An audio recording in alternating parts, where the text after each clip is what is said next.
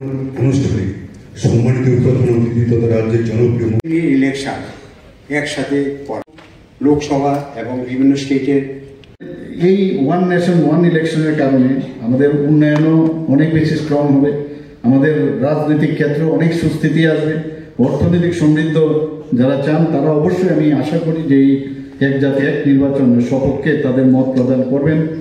2024 সালের 17ই ডিসেম্বর কেন্দ্রীয় সরকার one nation one ইলেকশনের একটি বিল লোকসভায় পেশ করলেন, the constitution 129th amendment bill and the Union Territories Law Amendment Bill 2024 সেটা লোকসভায় পেশ করা হয় এবং 269 জন এই বিলের সপক্ষে ভোট দেন এবং বিপক্ষে 198 জন ভোট দেন।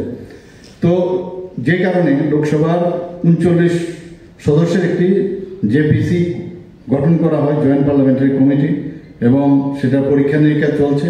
এবং আমাদের তরফ থেকে আজকে আমাদের এখানে যারা ব্যবসায়ী বন্ধুরা এখানে উপস্থিত আছেন এবং অন্যান্য যারাই আছেন বিভিন্ন স্তরের নিশ্চয়ই মিটিং হচ্ছে, সেখান থেকে আমরা রেজলিউশন নিয়ে আমি আশা করি এদের সপক্ষে আপনারা সবাই ভোট দেবেন।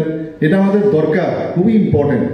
সহজ সরলভাবে বললে কে চায় বারবার ইলেকশন ইলেকশন ইলেকশন, যদি 5 বছর পর পর ইলেকশন হয় সবার জন্য শান্তি এবং একটা